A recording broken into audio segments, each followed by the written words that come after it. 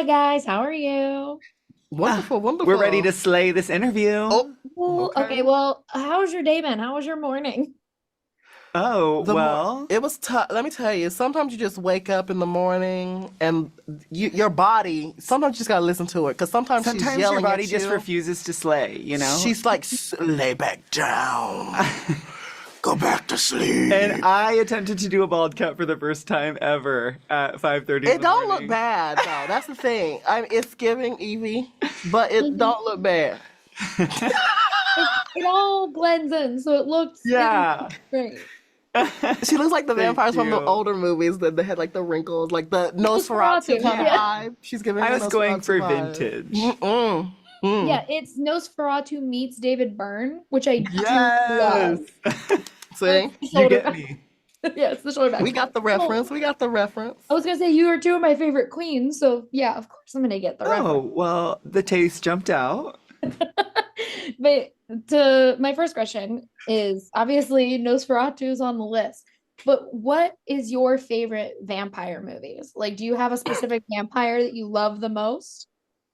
For me, okay. So what's the one he has? It's almost like the heart-shaped hair. What's it called? It's like the Dracula. older Dracula There's one. Dracula. Dracula. The older Dracula one. That one is probably my favorite vampire one because it's That just is good. the garments were over the top. The hair was everything. I was like, this. I can get behind Okay, this. I kind of love how like moody and like blue tony the original Twilight is. Like I and how knew you like were gonna go with Edward Cullen. I don't know why. I was like, this is going like She gives Edward it's like vibes. I'm a Team cringe queen Edward. and so it has just the right amount of that. But I was obsessed with True Blood. I remember having watch parties with my friends every Sunday. Mm. I think like anything vampire or witch I kind of can get behind. Even like in cartoons like Marceline the Vampire Queen. Mhm. I thought you were gonna say the Count from Sesame Street. I Or was like, work or the Count. one, two vampire. Honestly, I would probably say he's my favorite. Honestly, yeah. Like, yeah, that's a good one. I mean, I'm a Scorpio, so I love a witch and a vampire. So I really loved that this brought, four iconic drag queens into a horror movie. And they're the ones with the brains. I think that's very fun that they're like, they can't come in, they have to be invited, and like things like that. For you guys, when you are in a horror movie that is also very campy and funny, where do you guys find the comedy in those more like scarier moments?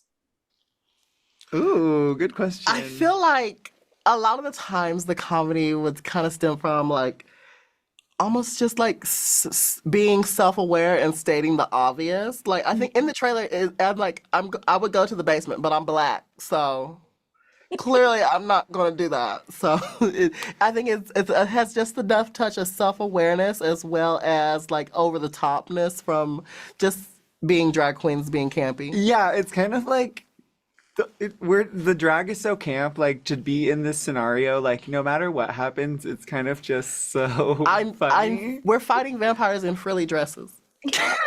It's going to be giving it. And I do love the commitment to like they very clearly looked at this bar and were like, yeah, we are not the target demographic to be performing at this bar, and then they still went and did it anyway. We're Of like, no, You course. know The check what? cleared. The Exactly. He check had cleared. that big wad of cash. Honey, we don't say no to the money. but with like I just think these campy horror movies are so and exciting because we don't really have that many of them anymore. Is that for you guys as not only just drag queens but as performers in general exciting to kind of keep that specific genre alive?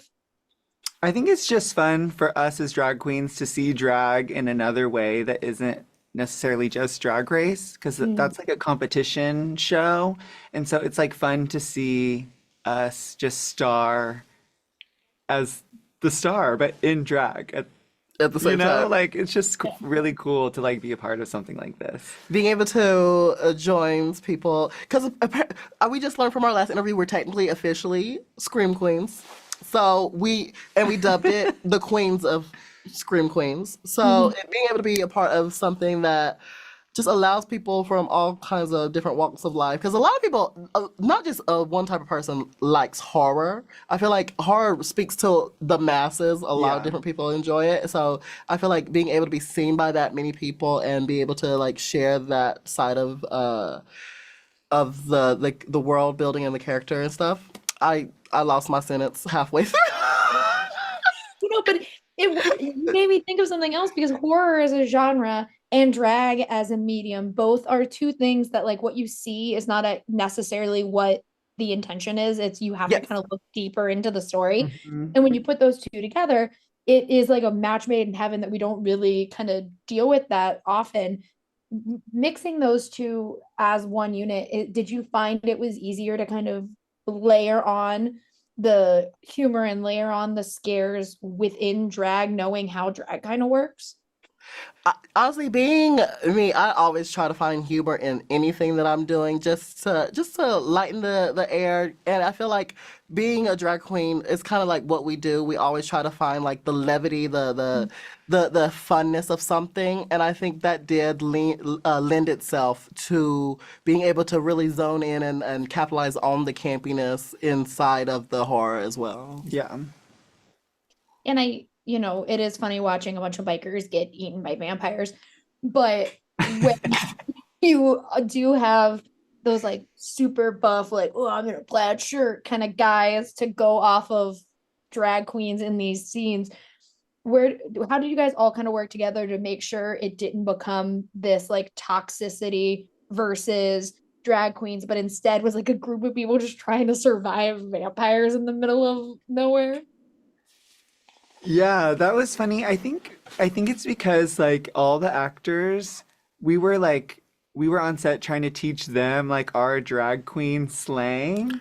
So just trying to get them to like kind of have a deeper understanding than just like we dress like this. Like we tried to teach them a little bit of our culture, you know? Yeah, And so I think that really helped open up us to like their characters as these macho men. because that first time we walked into the bar, let me tell you, I Uh-huh. really did think I was gonna get hate crimed. I was like, oh, this is kind of scary. This is kind of scary. Yeah, there was a And lot then more you people in there than I thought. There was a lot more people. I was like, oh, they actually got a bunch of people up in here. I thought it was gonna be us and like two more people. Word. and like then you're like, and then like we change their minds by being like, actually, drag means this, and Let me this. show you. Let me give you a little history lesson. Just a little fun little quiz, pop quiz. I do have for last fun question. I do have to ask: have you seen the newest meme from RuPaul's Drag Race? And if so, what was your favorite one? I'm talking about the one from Plain Jane where For she, thanks for spilling, yeah, Sid. Thanks, Mama, or kudos, mama, something. kudos for saying all that for spilling. Thanks for spilling. I have seen it. What was one that I She was talking liked? to Q about her spilling all her tea. Yes. Oh my God, that was a funny Kudos, one. Mama, for spilling. My favorite ones though is Maya. Just fucking everyone off. No, I Yeah, was seeing it all day yesterday, but I can't. One of them is I can't think of it.